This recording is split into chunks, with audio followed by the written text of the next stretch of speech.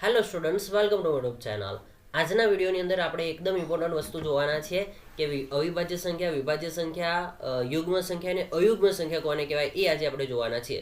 તો એમાં સૌથી પહેલાં આપણે જોઈએ કે અવિભાજ્ય સંખ્યા કોને કહેવાય. તો જુઓ, અવિભાજ્ય સંખ્યાને ઇંગ્લિશમાં સૌથી પહેલાં તો પ્રાઇમ નંબર્સ કહેવામાં આવે છે, બરાબર. હવે બીજું એની વ્યાખ્યા શું છે કે જે સંખ્યાને માત્ર બે જ અવયવો મળે. કયા કયા બે અવયવ? તો એક એક અને બીજું સંખ્યા પોતે, તો તે સંખ્યાને અવિભાજ્ય સંખ્યા કહેવામાં આવે. ધ્યાન આપો, કોને અવિભાજ્ય સંખ્યામાં આવે? તો કે એવી સંખ્યાઓ કે જેને માત્ર બે જ અવયવો મળે. કેટલા અવયવો? માત્ર બે જ અવયવો મળે. એક્ઝામ્પલ તરીકે 2, 3, 5, 7. હવે જુઓ, અહીંયા હું લખું એક બીજી સંખ્યા લખું 17. 17ને કેટલા અવયવ પડે? તો કે 17ને એક અવયવ પડે 1 અને બીજો પડે 17. તો કહેવાનો મતલબ કે 17ને કોના કોને વડે ભાગી શકાય? તો એક વડે ભાગી શકાય અને બીજું કોના વડે ભાગી શકાય? તો બીજું 17ને 17 વડે ભાગી શકાય. તો આવી સંખ્યાઓ કે જેને માત્ર એક જો એક એ બધાનો અવયવ છે, બધી સંખ્યાનો હોય એક તો હોય જ.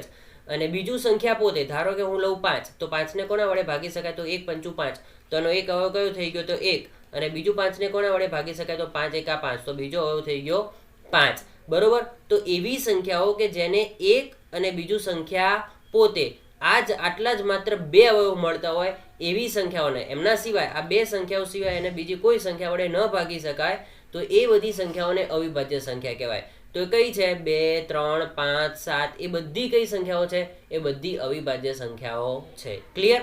હવે આપણે જોઈએ વિભાજ્ય સંખ્યાઓ, જેને શું કહેવામાં આવે છે? કોમ્પોઝાઇટ નંબર્સ કહેવામાં આવે છે. બીજું કે એની વ્યાખ્યા શું છે કે જે સંખ્યાને બે કરતાં વધુ અવયવો મળતા હોય એવી સંખ્યાઓને વિભાજ્ય સંખ્યા કહેવામાં આવે. એક્ઝામ્પલ તરીકે 4.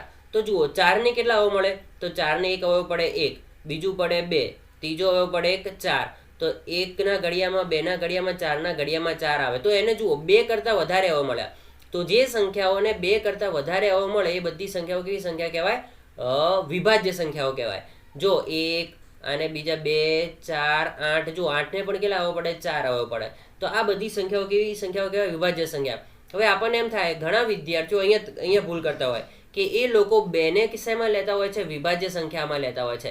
કારણ કે એ લોકો મોટા ભાગે, અમુક છોકરાઓ ભૂલ કરતા હોય કે ભાઈ વિભાજ્ય સંખ્યાને એવું સમજી લેતા હોય કે જેને બે વડે ભાગી શકાય વિભાજ્ય સંખ્યા. નહીં, વિભાજ્ય સંખ્યા કોને કહેવાય? કે જેને બે કરતાં વધારે અવયવ મળતા હોય, બરોબર.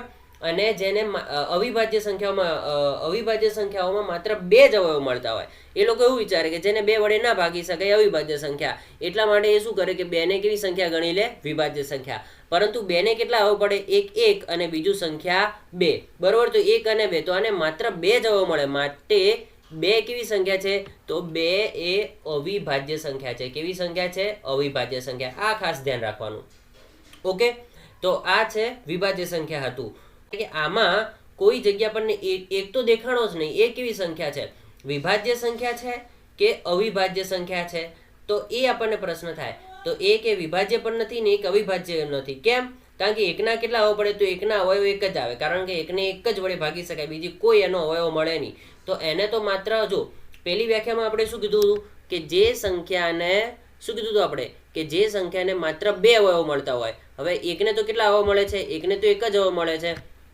તો એ કે અવિભાજ્ય પણ નથી અને વિભાજ્ય પણ નથી. તો આપણે એને શું કહી શકીએ? એને તટસ્થ સંખ્યા કહી શકાય, બરોબર. તો એ કે વિભાજ્ય પણ નથી ને અવિભાજ્ય સંખ્યા પણ નથી. ક્લિયર છે? તો આ હતું અવિભાજ્ય સંખ્યા અને વિભાજ્ય સંખ્યા. હવે આગળ જોઈએ યુગ્મ સંખ્યા કોને કહેવામાં આવે? તો કે જે સંખ્યાને બે વડે વિભાજ્ય હોય, જે સંખ્યા બે વડે વિભાજ્ય હોય તેવી સંખ્યાને યુગ્મ સંખ્યા કહેવામાં આવે છે. ક્લિયર? તો જે સંખ્યાઓ બે વડે ભાગી શકાય, નિશેષ. કેવી પાછી? જે સંખ્યાને બે વડે નિશેષ, એટલે શેષ કેટલી વધવી જોઈએ? 0. શેષ મળવી જોઈએ નહીં. તો જે સંખ્યાને બે વડે ભાગી શકાય એ બધી સંખ્યાઓ વિભાજ્ય સંખ્યા કહેવાય. અરે એ બધી સંખ્યાઓ કઈ સંખ્યા કહેવાય? યુગ્મ સંખ્યા કહેવાય. યુગ્મ સંખ્યાને બીજું શું કહેવાય? તો યુગ્મ સંખ્યા એટલે જ બેકી સંખ્યા, બરોબર. બેકી સંખ્યાને બીજું શું કહેવાય? યુગ્મ સંખ્યા. એના સિવાય એને સમ સંખ્યા પણ કહેવાય અને ઇંગ્લિશની અંદર એને ઇવન નંબર્સ કહેવામાં આવે. શું કહેવામાં આવે? Even numbers. તો યુગ્મ સંખ્યા એટલે કઈ સંખ્યા? કે જેને બે વડે ભાગી શકાય. તો આમાં આવે 2, 4, 6, 8. આ બધી સંખ્યાઓ કેવી છે? બેકી સંખ્યાઓ. અયુગ્મ સંખ્યાઓ. અયુગ્મ સંખ્યા કોને કહેવાય? તો કે જે સંખ્યાઓ બે વડે વિભાજ્ય ન હોય તેવી સંખ્યાને અયુગ્મ સંખ્યા કહેવામાં આવે છે. કહેવાનો મતલબ કે જે સંખ્યાને બે વડે ભાગી શકાતી નથી એવી બધી સંખ્યાઓને અયુગ્મ સંખ્યા કહેવાય. અયુગ્મ સંખ્યા એટલે બીજી કઈ સંખ્યા? તો કે એકી સંખ્યા, જેને બીજું વિષમ સંખ્યા પણ કહેવાય અને જેને ઇંગ્લિશમાં ઓડ નંબર્સ કહેવામાં આવે છે.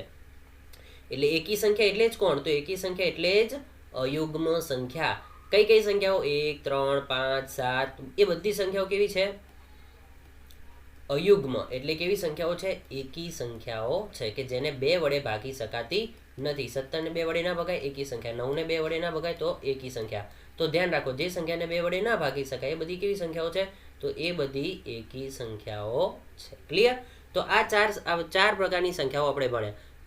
અવિભાજ્ય સંખ્યા, વિભાજ્ય સંખ્યા, યુગ્મ સંખ્યા, અયુગ્મ સંખ્યા. ઓકે, તો ઇઝીલી તમને આ વસ્તુ યાદ રહી ગઈ હશે. 1-2 માર્ક્સમાં ઘણી જગ્યાએ તમને આ કામમાં આવતું હોય છે. હું આશા રાખું છું કે આ વિડીયો તમને ગમ્યો હશે અને આના સિવાય કોઈ ટોપિક તમે જો શીખવા માંગતા હો તો નીચે કમેન્ટમાં જણાવો. બાકી મળીશું નેક્સ્ટ વિડીયોમાં. બાય.